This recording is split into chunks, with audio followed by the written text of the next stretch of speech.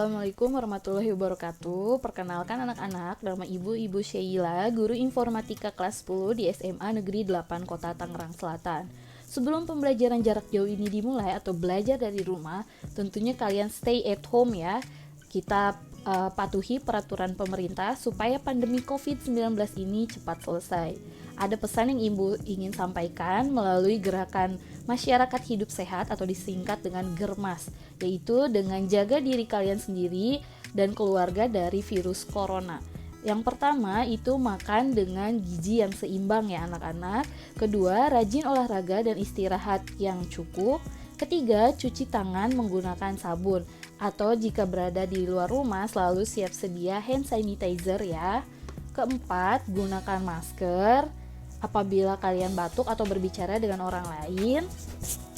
Masker ini bukan sekedar aksesoris ya. Masker ini bisa melindungi kalian dari droplet asing ya. Jadi pernapasan kalian, hidung dan mulut itu terjaga.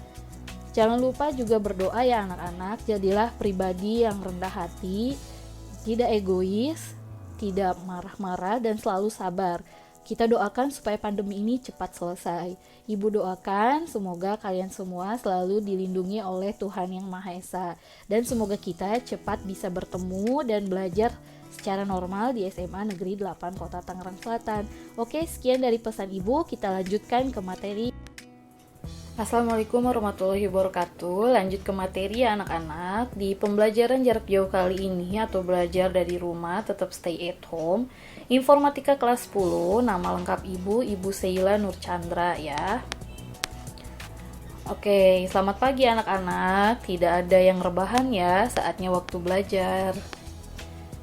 Sebelum KBM dimulai, silahkan berdoa sesuai agama dan kepercayaannya masing-masing. Berdoa, mulai. Ya, berdoa selesai. Oke. Jangan lupa mengisi absen kehadiran online ya anak-anak. Linknya ada di Google Classroom. Lalu, siapkan buku catatan untuk mencatat hal-hal yang penting atau ada yang ingin ditanyakan atau didiskusikan nanti bersama teman-temannya. Nah, peraturan di kelas informatika itu dalam berdiskusi gunakan bahasa Indonesia yang baik dan sopan. Mohon maaf kepada anak-anak yang sebelumnya yang sering menggunakan bahasa dari kebun binatang, kita kurangin ya anak-anak, karena belajar itu proses menuju ke arah yang lebih baik. Kemudian selama pembelajaran berlangsung dilarang tidur ya, kaum rebahan kita duduk dulu sebentar. Tidak ada yang mendengarkan musik, dengarkan penjelasan yang Ibu paparkan. Tidak ada yang main game ya, dan melakukan hal-hal yang mengganggu kegiatan belajar mengajar lainnya. Oke, hari ini kompetensi dasar dan indikator pencapaian kompetensinya yaitu tentang mengenal lebih dalam integrasi antar aplikasi Office, yaitu ada 3 anak-anak. Ada pengolah kata, angka, dan presentasi. Integrasi aplikasi Office ya, yang pertama itu aplikasi yang terkenal antara Microsoft Word dan integrasi dengan Microsoft PowerPoint. Yang kedua, itu integrasi antara Microsoft Word dengan Microsoft Excel. Yang terakhir, itu integrasi Microsoft Excel dan Microsoft PowerPoint. Oke, nah perhatikan ya gambar ikonnya. Di SMA Negeri 8 Kota Tangerang Selatan, aplikasi Office yang digunakan yaitu tahun 2016. Gambar Word-nya bagi yang SD atau SMP-nya belum belajar seperti ini ya, gambar ikon Microsoft Word warna biru dengan huruf W. Untuk PowerPoint itu warna oranye atau rada kemerah-merahan ya, dengan tulisan huruf P ya. Integrasi antara dua aplikasi ini yaitu saat kalian membuat laporan praktikum atau pemaparan makalah. Jadi biasanya anak-anak bikin dulu di Microsoft Word-nya, misalnya contoh di pembelajaran bahasa Indonesia. Pasti kalian akan ditugaskan membuat makalah anak-anak. Saat pembuatan makalah, itu nanti judul-judul sub utamanya itu akan kalian lakukan settingan style ya. Stylenya misalnya title atau heading. Nah, nanti akan Ibu ajarkan. Hari ini Ibu hanya menjelaskan materinya saja. Nah, ini selanjutnya yang kedua, yaitu contoh integrasi Microsoft Word dan Microsoft Excel anak-anak. Microsoft Excel ikonnya huruf X berwarna hijau. Di gambar sebelah kiri itu adalah contoh integrasi datanya.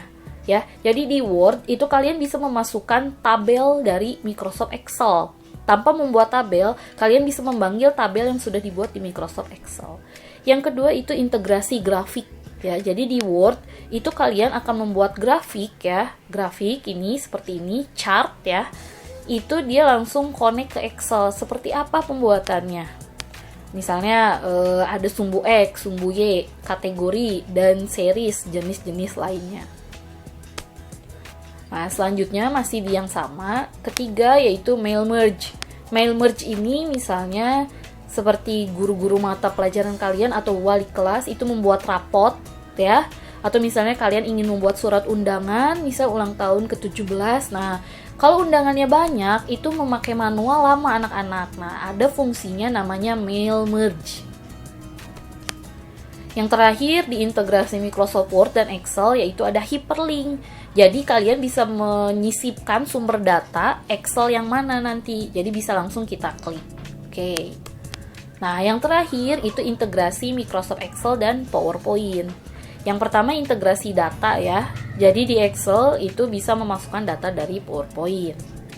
Kemudian ada integrasi grafik ya. Tentunya saat presentasi kalau misalnya kalian nanti kerja di perusahaan itu enak untuk memasukkan grafik dan PowerPoint nanti kalian akan paparkan ya saat meeting.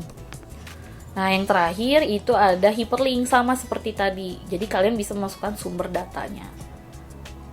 Nah, oke, penjelasan dari Ibu cukup sekian ya anak-anak. Bagi yang mau diskusi bisa dipakai diketik di kolom komentar dari YouTube atau di Google Classroom. Nanti akan Ibu bahas bersama-sama ya. Kemudian ada tugasnya anak-anak. Silahkan membuat resume minimal 2 paragraf di kolom komentar YouTube Ibu ya. Jadi tadi yang sudah Ibu jelaskan apa saja.